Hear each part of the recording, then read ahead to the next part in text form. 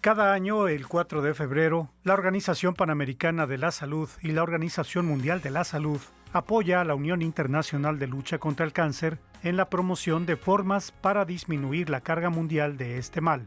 La prevención del cáncer y el aumento de la calidad de vida de los pacientes con cáncer son los temas recurrentes. El cáncer es una enfermedad provocada cuando algunas células se multiplican sin control y se diseminan a otras partes del cuerpo. El cáncer puede iniciar en cualquier parte del cuerpo humano. En condiciones normales, las células humanas se forman y se multiplican a través de la división celular para formar células nuevas. Cuando las células envejecen o se dañan, mueren y células nuevas las reemplazan. Sin embargo, en algunas ocasiones, el proceso no sigue este orden y las células anormales o dañadas se forman y se multiplican. Estas células pueden formar tumores, que son los bultos de tejido. Los tumores se dividen en cancerosos, es decir, malignos, o no cancerosos, también conocidos como benignos. Existen varios tipos de cáncer que forman tumores sólidos, a diferencia de los cánceres de la sangre, como la leucemia, que en general no forman tumores. Cada 4 de febrero se conmemora el Día Mundial contra el Cáncer con el objetivo de concientizar a la población sobre este padecimiento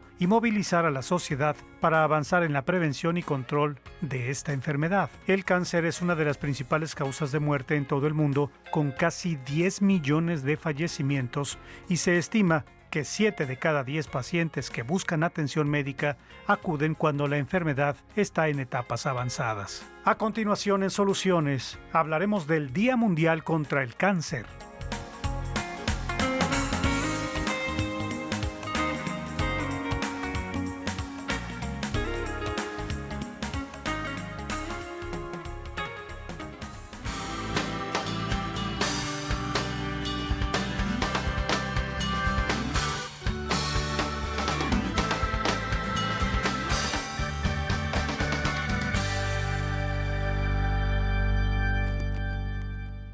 Qué gusto encontrarnos una vez más en la señal de TV+, en la emisión de Soluciones y desde luego compartir esta información tan valiosa hoy, como ya lo escucharon. Este legado que debemos dejar es hacer hincapié y reflexionar acerca del Día de la Lucha contra el Cáncer, este cáncer que abarca desde los infantes, desde luego los adultos y los adultos mayores. Y me da mucho gusto que se queden con nosotros durante los próximos minutos. Hoy estamos muy bien acompañados gracias al doctor César Solís Rubio, radiooncólogo, quien nos estará dando más detalles justamente de este tema. Bienvenido, doctor. Muchas gracias, Manu, muchas gracias a la producción por la invitación.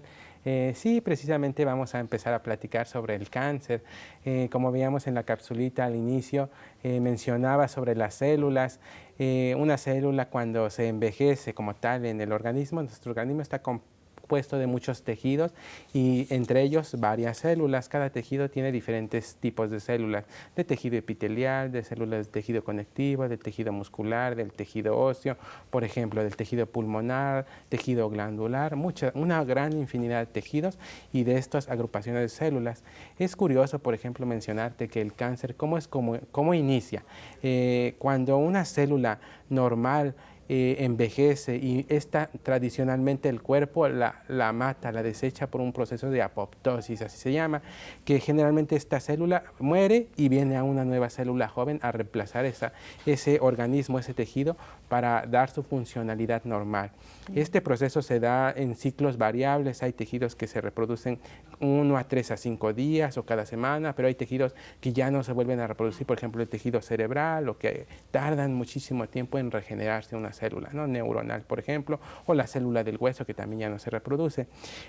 Cuando una célula de estas se daña, por ejemplo, por algún ambiente externo, un carcinógeno exógeno, nosotros le decimos, la radiación del sol, del tabaquismo, el alcohol, inducen una mutación de esta célula y en lugar, se hace viejita, altera sus funciones y en lugar de que el organismo la deseche, esa célula empieza a generar, a transformarse, y es cuando se da una displasia, una alteración de esa célula. Se altera su morfología, por ejemplo, si era planita, redondita, ahora la célula al microscopio se ve ya más ancha, más gorda, con un núcleo muy amplio. y se empieza a transformar esa célula hacia una lesión premaligna o precancerosa. Esta transformación sí se induce, por ejemplo, con mayor tabaquismo, el alcoholismo, la radiación ultravioleta, algún carcinógeno exógeno, agentes bioquímicos, agentes alquilantes, por ejemplo, el virus de papiloma humano, que es otro. Esta induce una transformación de esa lesión premaligna, altera su microambiente celular, induce la transformación ahora sí maligna, una displasia de bajo grado hacia una displasia de alto grado, y con el paso de los años, del tiempo, que pueden ser en un periodo muy amplio, incluso hasta de 10 o 20 años, ya habíamos platicado en algún momento de esto, que es muy tardado esa transformación maligna, puede ahora sí inducir a un carcinoma, un cáncer, que puede ser un carcinoma in situ cuando no rompe una membrana basal, o un cáncer invasor cuando ya rompe una membranita basal de las células para invadir algunas estructuras cercanas que están allí, ¿no? Esta célula transformada o maligna previene de esas lesiones preneoplásticas también. Existen algo que se llama síndromes paraneoplásicos, que son como datos de alarma que nos podrían indicar para cuando hay, por ejemplo, una miopatía, un dolor muscular crónico, una úlcera en la boca, eso es lo que estamos viendo justamente, que me gustaría que le explicáramos al público de esta úlcera, por ejemplo, que se detectó y nos da estos índices. Sí, por ejemplo, es un caso de un paciente que tiene una ulcerita blanca, se llama leucoplaquia, o una úlcera roja, que se llama eritroplaquia. Estas lesiones son premalignas, ¿qué quiere decir? Que quizá el paciente tiene como factor de riesgo consumir tabaco, o alcoholismo, o infección de virus de papiloma humano, y le empezó a salir esa lesioncita. Entonces acude con el odontólogo como médico de primer contacto, le dan antibióticos, piensan que es algo infeccioso, pero no cede, al contrario va creciendo. Ya hay que sospechar básicamente por el tiempo de latencia que puede ser una lesión premaligna o preneoplásica, ¿no? Un antecedente, tomar una biopsia para detectar un carcinoma in situ, porque puede haber ya esas células acumuladas que están generando un carcinoma localizado, un carcinoma in situ, en esa misma lesión preneoplásica, ¿no? O puede ser antes, para tratarlo a tiempo, una cirugía, algo que pueda hacer una detección a tiempo oportuna, ¿no? ¿Edades, el margen en quien puede llegar a presentar una lesión de este tipo? Son edades principalmente reproductivas, desde los 20 a los 40 años, que es lo más frecuente para cáncer de cavidad oral. Por ejemplo, otras, el virus de papiloma humano, como veíamos en la imagen previa, en edades de mujeres reproductivas, incluso ya habríamos platicado que desde los 20 años hasta incluso los 70, 80 años, para hacerse la colposcopia y Papá Nicolau, ¿no? Porque hay lesiones premalignas que van a anteceder a una displasia, a un carcinoma como tal.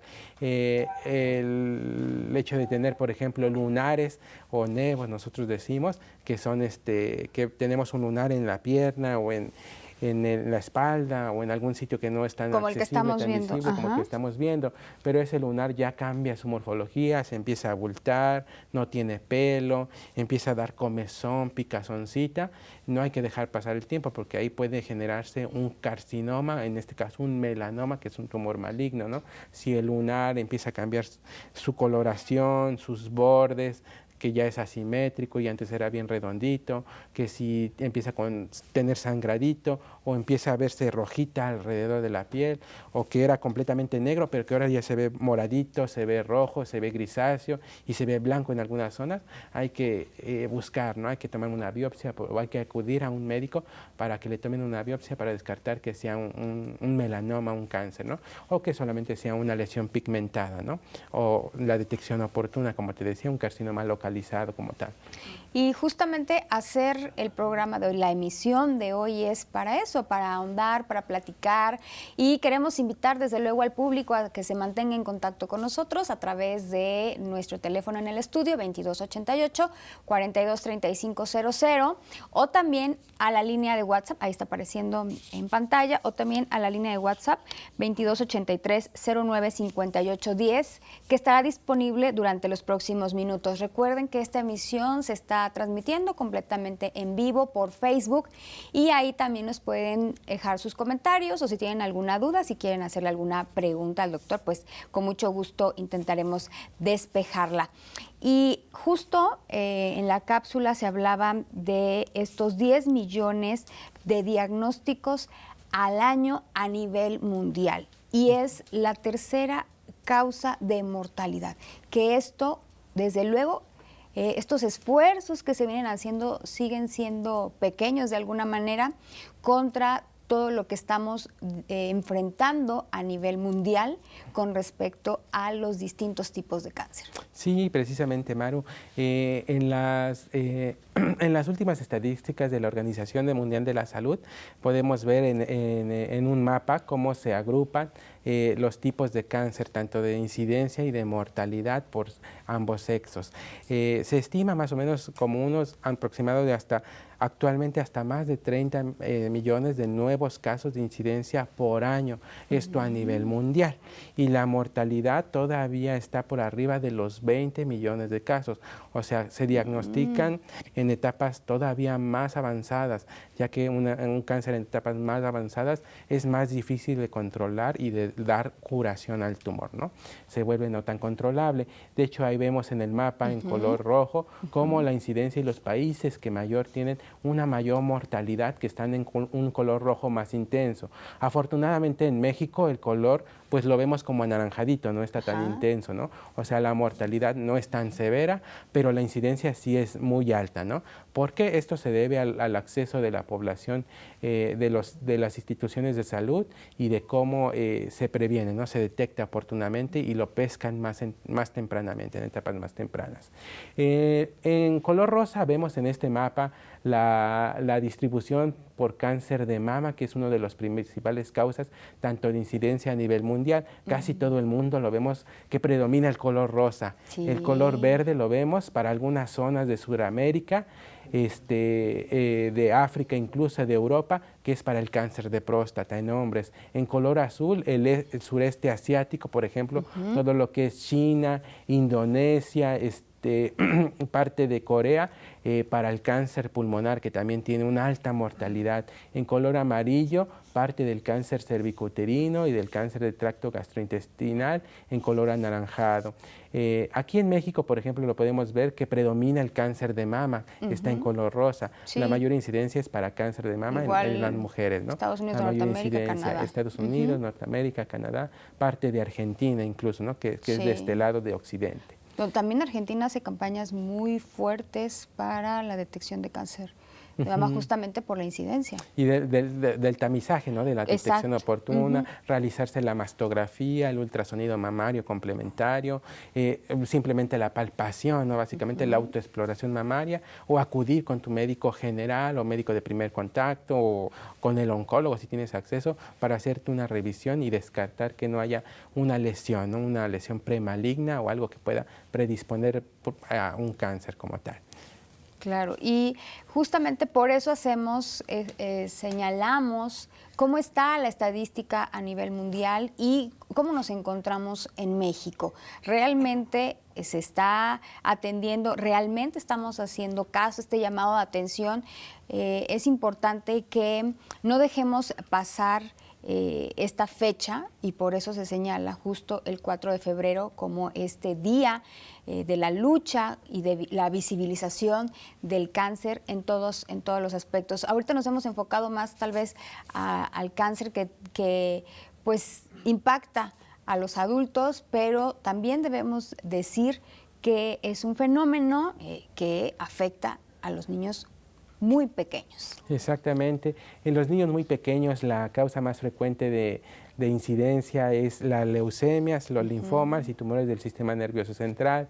Afortunadamente habíamos visto que en los niños se detecta en etapas más avanzadas, pero la célula, como está más joven o el organismo está más joven, resiste más los tratamientos, se da quimioterapias más intensas, dosis de radioterapia un poco más intensa, y que afortunadamente pues suele responder mejor, ¿no? Los tipos de cáncer en edades pediátricas, siempre y cuando se detecten oportunamente o más tempranamente, a diferencia del adulto, que el adulto o entre más grande ya el cuerpo está más degenerado, ya tuvo más tiempo para exponerse a carcinógenos exógenos, a más mutaciones genéticas, y que pueden alterar este tipo de respuesta. O sea, es más difícil tener un paciente geriátrico de los 50, 70 años con un cáncer gástrico en etapa 3, por ejemplo, a un pediátrico con una leucemia linfoblástica aguda en etapa más temprana o localizada.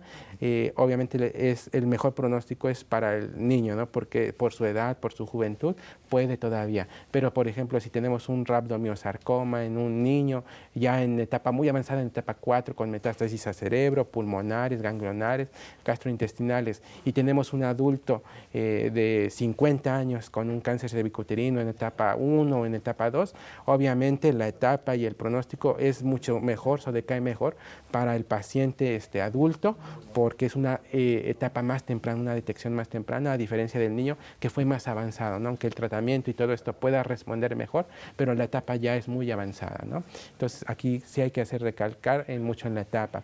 Ahí vemos una figurita en el mapa de cómo el mundo es rosa, básicamente para la incidencia a nivel mundial en mujeres, ¿no?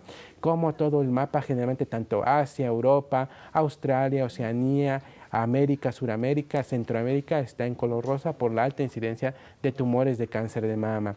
Para el otro mapa en color verde observamos, y en color azul observamos la incidencia y la mortalidad para cáncer de próstata. Por ejemplo, aquí en hombres tenemos que el cáncer de próstata pues dura y perdura, ¿no? Como principal causa de incidencia para los hombres. Y no está tan visible, ¿no? Como que se hacen campañas más permanentes y incisivas en el tema de las mujeres, pero si vemos justamente cómo afecta este cáncer de próstata a nivel mundial, pues sí, creo que estamos haciendo menos eco al respecto. Es color verde. De hecho, en hombres, aquí vemos un contraste entre el color verde y el color azul. El color azul corresponde al cáncer de pulmón. El cáncer de pulmón es muy mortal, por así decirlo, ¿no?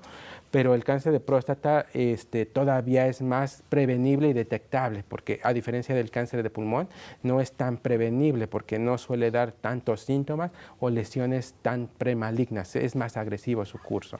Y el cáncer de próstata, el curso es más insidioso, es más lento.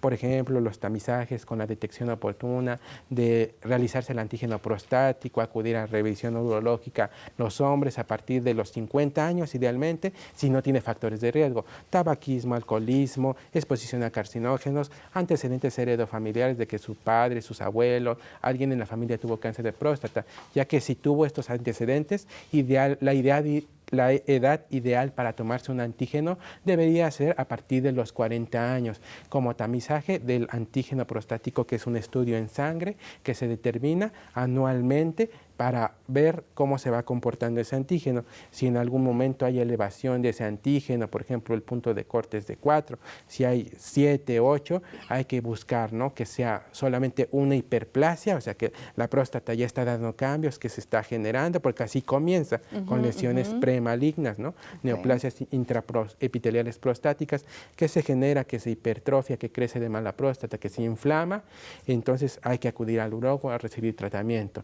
Ya cuando el antígeno se eleva más de 10, de 15, de 20, he visto hasta de 1000 incluso, ¿no?, en algunos pacientes de antígeno, pues ahí no hay vuelta de hoja, hay que descartar que no haya un cáncer ahí ya creciendo, ¿no? Hay que acudir con el urólogo a la revisión del tracto rectal, hacerse el ultrasonido transprostático o vesical para una toma de biopsia y ya como tal, como buscar intencionalmente una célula de cáncer, ¿no? Descartarlo para detectarlo más tempranamente, un cáncer de próstata localizado. Es mejor el pronóstico de un paciente que tiene un cáncer de próstata en etapas más tempranas, 1 o 2, muy localizado, a diferencia de un cáncer de próstata de riesgo intermedio o de riesgo alto o de riesgo muy alto, cuando ya el antígeno se eleva más allá de los 20, por ejemplo, ya se cataloga de alto riesgo un cáncer de próstata, o cuando el índice de Gleason, que es una escala que los patólogos determinan bajo el microscopio, cuando está muy bajita la producción, por ejemplo, de estas células, un índice de Gleason de 6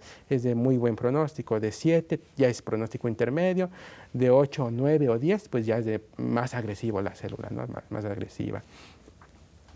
Hay que aprovechar estos minutos, entonces, como bien lo ha hecho, doctor, para hacer esta invitación para que también los caballeros estén vigilando en todos los aspectos su salud, no específicamente en el cáncer, sino que sí haya una apuesta por un un modo de vida más saludable, porque tengan muy vigilado el comportamiento de su cuerpo, ¿no? Que a lo mejor de repente hay un dolorcito, hay un abultamiento en general y de repente pues como que no le hacemos caso, ¿no? Y tal vez en los hombres de repente también llega a ser como un poco silencioso porque lo viven de una manera distinta a las mujeres. En las mujeres es como que sí es más fácil que le compartamos a algún familiar, la mamá, ¿no? Y podamos compartir la situación que vivimos y esta misma nos anime, nos entusiasme a visitar al doctor. Pero en el caso de los hombres sí se enfrenta a esta como manera un poco más oculta,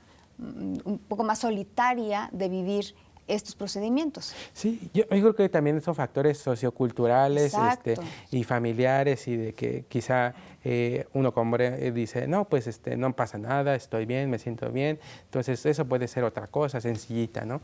Y lo vemos a veces en la consulta y todo eso, que hay pacientes que, no, pues hace cuánto tiempo le salió una bolita, por ejemplo, en el muslo o un lunar, y que hace cuánto tiempo lo tenía. No, pues ya tenía como 10 años con ese lunar y me daba comezoncita y vi que creció un poquito, pero yo pensé que era un lunar normal, ¿no? Y ya llega con un melanoma invasor o en etapas. El melanoma, lo peligroso del melanoma es que crece hacia adentro, no crece tan rápido o no invade los tejidos tan rápido hacia exterior, sino crece hacia adentro y va infiltrando las células y se empieza a regar a través de diseminación hematógena al resto del cuerpo, ¿no? Tanto es así que hay, como va creciendo allí, poquito, ya es muy probable que ese melanoma, ese cáncer ya tenga al menos enfermedad micrometastásica o pequeños lunarcitos dentro del cuerpo, porque se empieza a dar así semillitas, ¿no? Dentro del cuerpo, celulitas que van agrupando. Entonces sí hay que hacer hincapié en el tamizaje. Por ejemplo, hablábamos sobre el cáncer de pulmón. El cáncer de pulmón es otro de los que tiene una alta mortalidad e incidencia, predominantemente en el hombre, ¿no? Es más frecuente, en la mujer también es frecuente, pero desafortunadamente tiene una mayor mortalidad porque no hay tanto tamizaje y detección oportuna.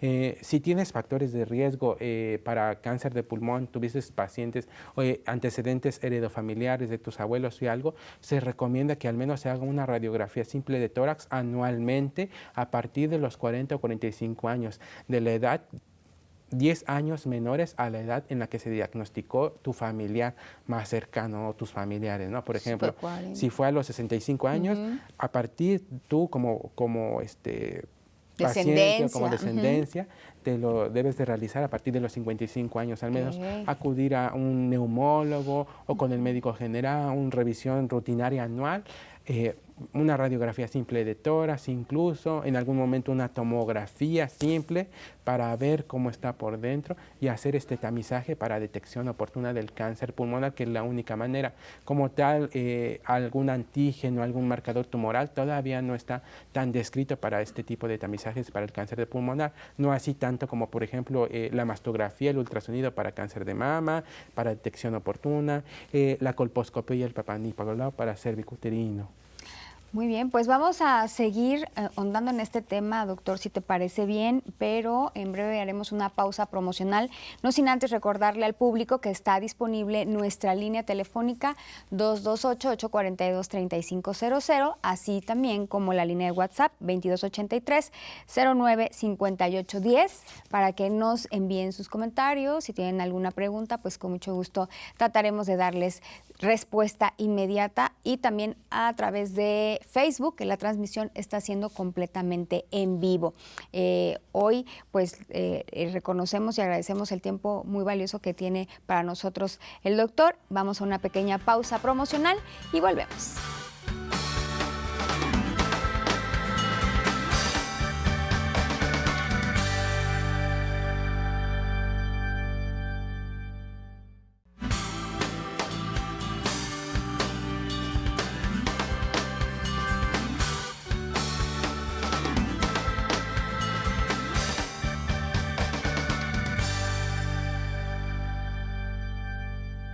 Gracias por continuar con nosotros en la emisión de hoy en Soluciones, transmitiendo completamente en vivo por la señal de TV+, 26.1 de señal abierta, también a través de las distintos sistemas de cable y hoy también por plataformas digitales, específicamente en Facebook. Estamos hablando del 4 de febrero, Día Mundial de la Lucha contra el Cáncer a nivel mundial, y esta es una promoción específica de la Organización Panamericana de la Salud, así como de la Organización Mundial de la Salud. Y está con nosotros para pues darnos más información al respecto y también invitarnos a estar informados el doctor César Solís Rubio, que bueno, ya es aliado también aquí de Soluciones y nos da muchísimo gusto tenerte nuevamente, doctor.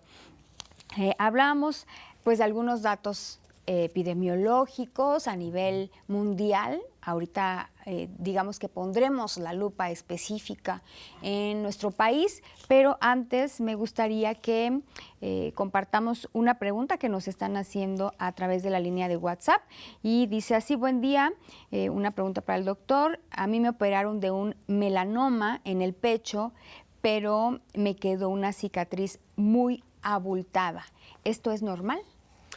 Aquí hay que valorar en este caso de la paciente cuál es su resultado de la patología, porque hay estadificaciones que se realizan de acuerdo a la invasión de los tejidos de la piel, porque la piel tiene aparte varias capas de tejido, epidermis, dermis, hipodermis, y ahí todavía se subdivide en diversas capas. Entonces, dependiendo del nivel de Clark, el nivel de Watson y Crick, para ver cómo está invadido esto y cómo se estadifica el tumor, si quedaron o no células microscópicas, el margen de seguridad que tuvo esta cirugía amplia, y de ahí determinar si aparte de la cirugía le toca recibir un tratamiento adyuvante, ya sea con radioterapia primeramente o con quimioterapia en su caso, terapia biológica, terapia blanco, si así lo requiriera. Pero sí hay que hacer estudio de extensión, sobre todo si ya tiene el diagnóstico de un melanoma, ver cómo está ese reporte y determinar de acuerdo a esta estadificación cómo está. Si la cirugía quedó con algún agotamiento, una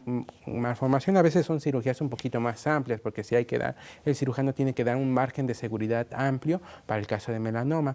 Y pues falta de tejido, quedan abultamientos, quedan deprimido, queda hondo, queda un hueco, quedan incluso a veces chipotes y todo eso, que puede ser esto normal. Pero si en tu cicatriz quirúrgica salió una nueva lesión, un nuevo lunarcito, o ves una coloración más negruzca, más grisácea, incluso un puntitito que está allí, hay que valorar, ¿no? Que no esté regresando, que no esté recurriendo en esa cicatriz este melanoma, ¿no? Porque da lesiones, algo que se llama satelitosis, que da como pequeños lunarcitos chiquititos y que pueden empezar así cuando ya se quitó uno, y puede ahora en la cicatriz o alrededor de toda la cicatriz quirúrgica, en ese margen que se hizo el cirujano, pueden empezar nuevos lunarcitos chiquititos y puede empezar aquí a crecer otra vez. Entonces hay que hacer estudios de extensión, pero sí te conviene realizar estudios de extensión a esa paciente que nos comenta, ¿no? Y valorar tu caso de tu reporte de patología que surgió, y realmente valorar que te revises tú, que no tengas un nuevo lunarcito, un cambio de coloración en esa cicatriz o en esos abultamientos, que no te sientas una bola, un nódulo, algo duro ahí en ese tejido, ¿no? Propiamente. Claro, y básicamente contestando a su respuesta, más que ser normal o no, pues tiene mucho que ver con el seguimiento que le está dando su oncólogo, ¿no? Exacto. Y pues que le dé esa certeza. Siempre es importante que sí sigamos las indicaciones muy, pero muy puntuales de nuestros médicos, ¿no? Para que justamente las valoraciones se hagan en tiempo y forma. Si estamos detectando otra situación, bueno, pues se tomen las acciones necesarias. Muchas gracias por comunicarse con nosotros, y esto fue a través de la línea de WhatsApp, el 2283-095810. Ahora sí, doctor, pues vamos a enfocarnos en qué sucede en el aspecto epidemiológico en México. en México. En las estadísticas del INEGI, que son los que se encargan de realizar todo este panorama estadístico de cómo se encuentra el cáncer en México, este es de julio del 2023, que es parte de lo más actualizado, ¿no? Apenas está saliendo lo más reciente, pero todavía no se ha consensado algún consenso mexicano, pero es lo más reciente. Actualmente vemos que predomina en el sexo femenino y en comparación del sexo masculino la incidencia de diagnóstico de cáncer. Afortunadamente o desafortunadamente ahorita a nivel mexicano, en México tenemos que es la tercera causa de mortalidad, ¿no? En primer lugar, la causa de mortalidad por edad es a nivel de enfermedades cardiovasculares.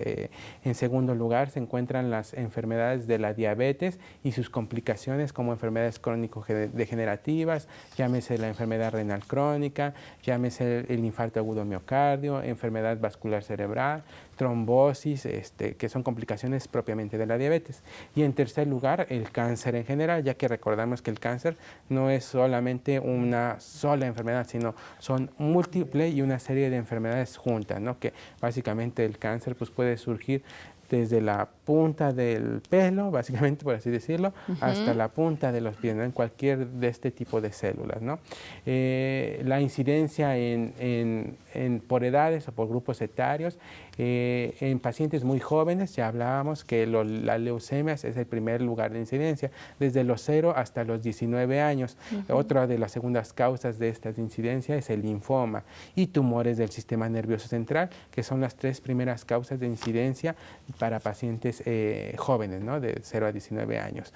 Para grupos etarios de los 20 a los 50 años, que es como la edad reproductiva, cáncer de mama para la mujer, cáncer cervicouterino, cáncer pulmonar, cáncer gastrointestinal y colorectal son los que ocupan los primeros lugares en México. Para el hombre, cáncer de próstata, cáncer pulmonar, cáncer de colon y recto, cáncer del tracto gastrointestinal como estómago, que son el otro par de aguas a partir de las edades reproductivas. Y obviamente, de acuerdo, conforme aumenta la edad, es mayor la incidencia en México, ¿no? Vemos en algunas gráficas que traemos para mostrar cómo, de acuerdo a la edad, la tasa de incidencia y de mortalidad por cáncer se ve incrementada a mayor edad. Y esto, pues habíamos platicado que era porque el cuerpo se degenera, ya tuvo más tiempo de exponerse a factores carcinógenos exógenos, si hay herencia o factores mutacionales es cuando se despierta, ¿no? Entre mayor edad es mayor la incidencia por el cáncer. Bien, pues esperemos que estén tomando nota, querido público, tanto hombres como mujeres. Es importante que pongamos especial atención y cuidado a estas cifras, a estos datos que nos está compartiendo hoy el doctor. Y nuevamente queremos agradecer al público la iniciativa de mantenerse en contacto con nosotros. Se escriben, buenas tardes, ¿podría hablar sobre el sarcoma, doctor? Los sarcomas. Los sarcomas es un cáncer que se origina del tejido blando. Hablar del tejido blando, existen más allá de 500 subgrupos de tipos de sarcomas o de cáncer, ¿no? Y que se categorizan. Por ejemplo, si el tejido blando es el músculo, es un sarcoma del músculo esquelético. Si es del músculo cardíaco, es un sarcoma del músculo cardíaco. Si es del tejido del músculo gastrointestinal o de la vía respiratoria, que hay músculo también ahí, es el sarcoma del músculo liso, que es sarcoma como tal de este tejido, ¿no? O rhabdomiosarcoma, leiomiosarcoma, etcétera, etcétera, pero existe una gran categoría de más de 500 subtipos. Si viene del cáncer, por ejemplo, del tejido conectivo, de los tejidos de los tendones, es un condrosarcoma, del cartílago, del tejido óseo, todo esto, o del sarcoma del estroma gastrointestinal, es una gran infinidad de sarcomas. Aquí no sé la paciente o, bueno, el contacto, qué tipo de sarcoma es lo que tuvo y dónde, porque hay sitios que son accesibles.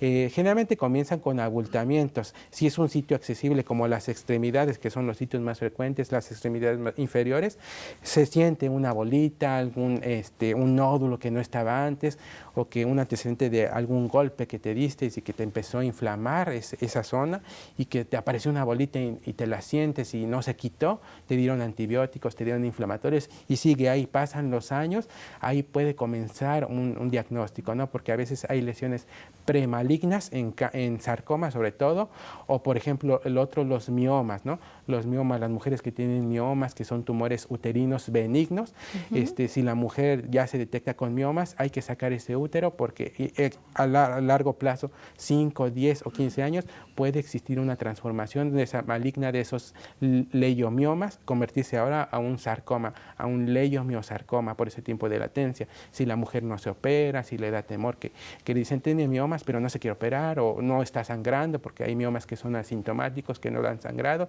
y pueden estar ahí la vida, ¿no?, con la mujer, pero sí tienen ese factor que es poco, ¿no? El porcentaje menos del 5 o 10% pueden transformarse hacia una malignidad o quizás se toca una bolita y le dicen, pues es una bolita de grasa, acude con un médico general. Ya me ha tocado, ¿no?, pacientes que llegan desafortunadamente, ¿no?, que acudieron con algún médico de primer contacto o médico familiar o en su unidad de medicina rural, de los pacientes que le tocaron una bolita y le dicen, no, pues es una bolita de grasa, pero no hace nada, o sea, no piden ningún estudio, un ultrasonido, no hay una tomografía o una resonancia magnética de esa área, no se operó nada porque le dijeron que era una simple bolita de grasa y que se le iba a quitar con el tiempo, pero ya después pasa 1 año, pasa 5 años, empieza a sentir que le da comezón, que se inflama de vez en cuando, que se hincha, que se deshincha.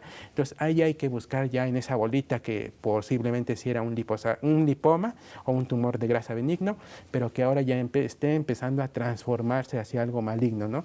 Hay que sacarlo quirúrgicamente, hacer una biopsia o hacer un ultrasonido de esta extremidad o del brazo donde tenga la bolita para descartar que no tenga vasos sanguíneos. Si tiene vasos sanguíneos, hay que descartar que no sea algo maligno, ¿no? Los tumores por lo general generan vasos nutricios por señales intracelulares del cuerpo.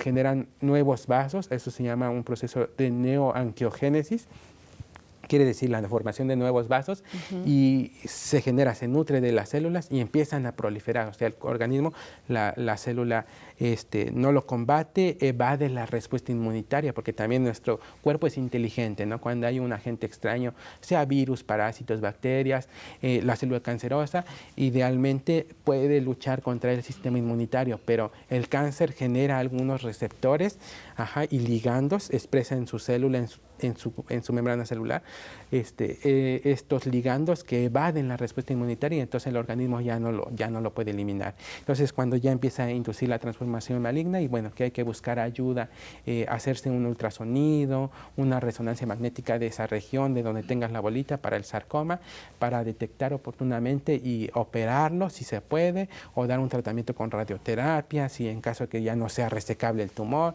Por ejemplo, me tocó un caso de una paciente que llevaba ya casi 12 años con una bola de 4 o 5 centímetros. Ya cuando avanzó más en el último año, ya creció hasta 20 centímetros, empezó a tomar el hueso, ya no se pudo resecar, entonces le ofrecían a la paciente desarticular todo el brazo, porque ya no había cómo salvarle el hueso, ¿no? Entonces la paciente optó por radiaciones, porque es un tratamiento conservador en la cual la extremidad, pues aunque ya no se pueda quitar, resecar, y la radioterapia va a actuar allí, tanto lo del tejido, lo que ya está infiltrado en el hueso, y ya le evitamos desarticular toda la articulación, ¿no? Por ejemplo, o en la pierna, que ya esté tomando el hueso, o la rodilla, que ya no puedan operar ese sarcoma, o varios músculos, varios tejidos vasculares que no lo puedan operar, pues la radioterapia es una opción para preservar la extremidad, ¿no?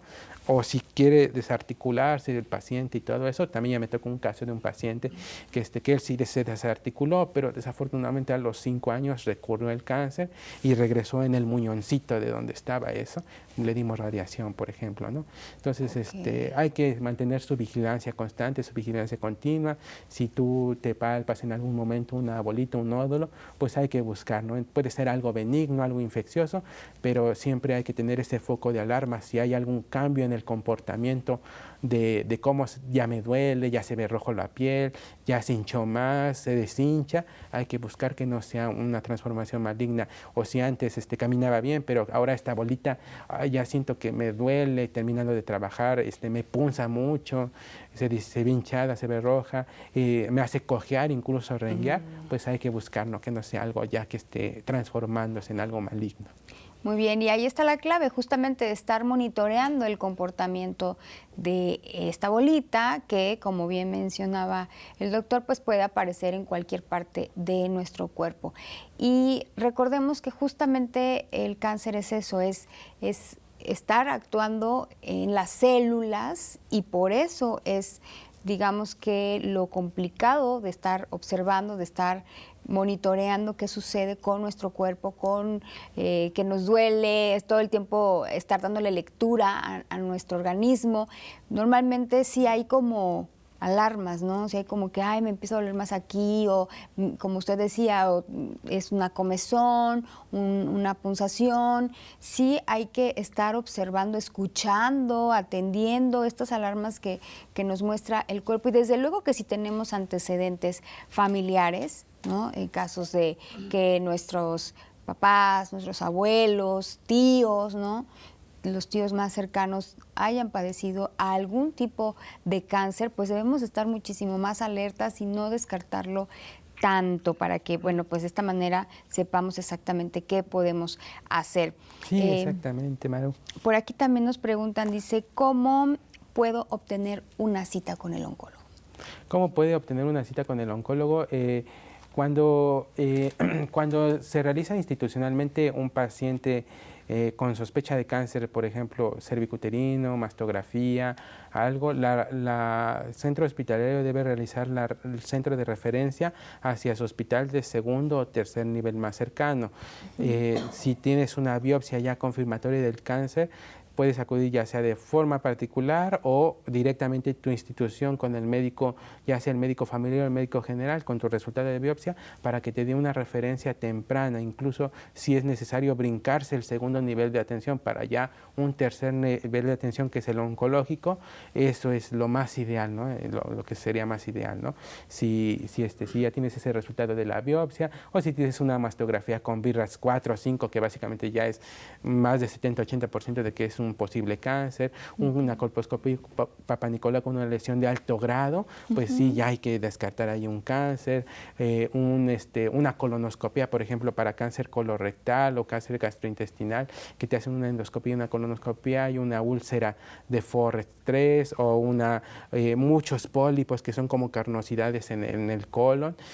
Hay que descartar, porque todo esto puede generar lesiones premalignas, y puedes acudir directamente, ya sea, o si es tu posibilidad de acceso a un oncólogo directamente, si tienes alguna duda de lo que sea, o si es institucional, con tu médico general, que te resuelva tus dudas y que te haga una referencia oportuna, incluso a segundo nivel con un médico especialista, o incluso hasta el tercer nivel ya para el médico oncólogo como tal, cuando se tiene el diagnóstico o la sospecha de más del 50% de que eso sea un cáncer, ¿no?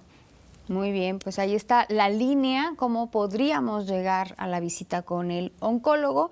Y bueno, también deliberadamente muchas veces tenemos la sospecha y queremos llegar rápidamente con el radiooncólogo, ¿no? Y podemos hacer una cita directamente con usted de manera particular con también. Cualquier situación, y ya por cualquier duda o algo que tengas, un estudio que salió algo anormal, se pueden resolver dudas. Si es necesario complementar algún estudio complementario como marcadores tumorales, alguna tomografía, otra cosa, puede ser, ¿no? Recuérdenos un número telefónico, doctor. Mi número telefónico es el WhatsApp 722-604-9047, y tanto también por vía directa, ese es mi número personal, el cual pueden contactar cualquier duda o cualquier comentario que tengan de realizarme, por ahí nos podemos comunicar. Claro, porque siempre es, digamos que bueno tener esta resolución, no quedarnos con dudas, ¿no? Y a veces decir, bueno, en lo que espero el protocolo yo ya estoy desesperada, desesperado, y qué tal que puedo tener también a lo mejor una plática un poco amigable con el radiooncólogo. Una orientación, exacto. Todo, exacto. Y pues esto me da también cierta tranquilidad, o me puede resolver el atenderme de inmediato bajo ciertos esquemas. Y hablábamos justo antes de atender las preguntas de nuestro público de los grupos etarios, cómo está la situación en nuestro país. Hablábamos también del caso de los infantes, ¿no? Que en el caso de ellos, pues la leucemia es como una de las principales causas de situaciones de cáncer en niños y también lamentablemente donde se pierden más vidas. Sí, exactamente. Desafortunadamente, pues la leucemia es el primer lugar tanto de incidencia y de mortalidad en los pacientes pediátricos de 0 a 19 años, incluso desde los 0 a 5 años es el más pico de incidencia que tiene, ¿no? La leucemia aguda linfoblástica, todavía hay varios tipos, L1, L2, L3, y de aquí todavía se subcategorizan en diversos tipos. Entre más agresivo es esta neoplasia de la sangre, porque esta neoplasia no genera bolas o abultamientos. Esta neoplasia son células malignas que están circulando propiamente en la sangre y que no van a generar algún abultamiento, algún nódulo, pero sí pueden dar síntomas pivotes, por ejemplo, si hay fiebre de causa desconocida, se enfermó de alguna infección recurrente, infección de la garganta, a la otra semana ya tiene una infección urinaria, a la otra semana ya tiene ahora una infección del oído. Hay que buscar, ¿no?, que no esté induciéndose una leucemia, ¿no?, predisposición, ¿no?, a esto, y fiebre el niño, o si tiene síntomas, ve que nosotros decimos, por ejemplo, que tiene algún abultamiento, un nódulo para los linfomas, en el cuello principalmente, o en las regiones inguinales, en las regiones axilares, el niño, el adolescente, pues hay que buscar que esto no sea, aparte de que sea una causa infecciosa, si no se dé con los antibióticos que se recibieron, hay que buscar que no sea ya un linfoma, ¿no?, si creció, si está dura, si la adenopatía está fija a los planos profundos, no duele incluso, porque en etapas más tempranas hay muchos pacientes que dicen, no, pues en etapas tempranas el cáncer no duele. Ya cuando duele es cuando ya empezó a invadir los tejidos sanos adyacentes, y es cuando ya hay dolor, invadió los nervios o los tejidos sanguíneos o el tejido muscular y se empezó a meter, y es cuando ya hay ahora sí dolor, ¿no? Pero en una etapa muy localizada no duele por lo regular, ¿no? En etapas todavía más tempranas, etapa 1 o carcinomas in situ.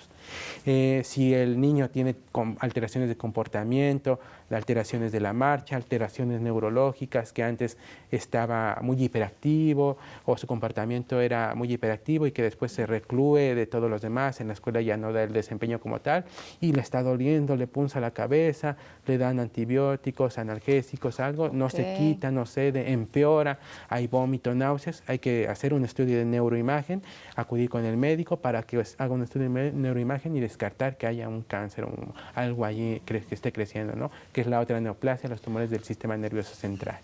Claro, y que también muchas veces afectan, incluso en los más pequeñitos, también la vista. Ajá. Se llega a manifestar alguna situación en sus párpados, ya en el mismo ojo. Exacto. Y hay que estar muy atentos, muy pendientes, acudir desde luego al oftalmólogo pediatra, ¿no?, para que le dé la valoración y si es el caso, pues acudir lo más pronto posible con el oncólogo pediatra en este caso. Con el oncólogo pediatra, exacto, o radiooncólogo pediatra, o radiooncólogo, o un oncólogo, o hematólogo, o algún médico ya especialista para descartar, ¿no? Esto siempre hay que descartar entre lo benigno y lo maligno. A veces yo digo, hay una línea muy estrecha, ¿no?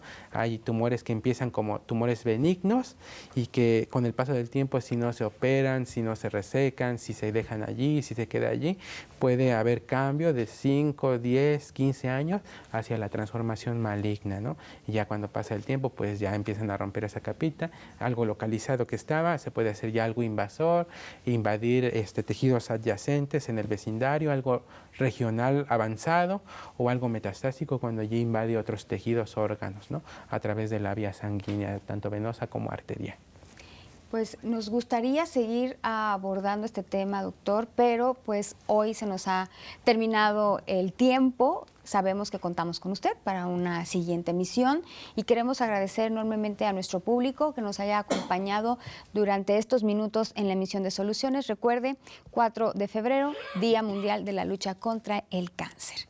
Hasta pronto. Gracias, doctor. Hasta pronto. Muchas gracias.